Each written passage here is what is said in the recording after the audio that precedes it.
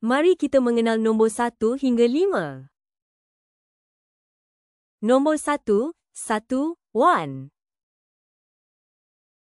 Berapakah bilangan lollipop ini?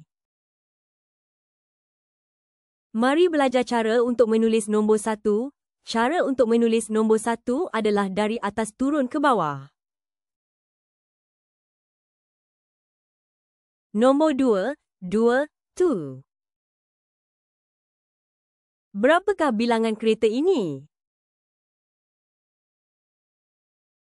Cara menulis nombor 2, bentukkan seperti telinga dan tolak sana.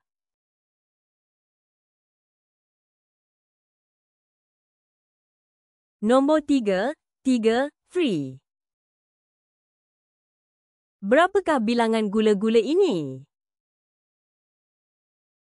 Jom belajar cara menulis nombor 3. Mulakan dengan buncit atas kemudian bawa pensil membentuk pula buncit bawah.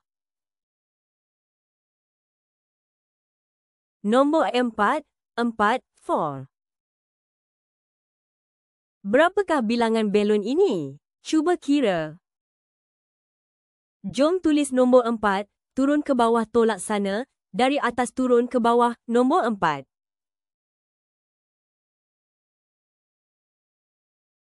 Nombor 5, 5. Berapakah bilangan pensil ini? Mari kira. Cara menulis nombor 5, turun bawah, buncit bawah dan tolak ke sana.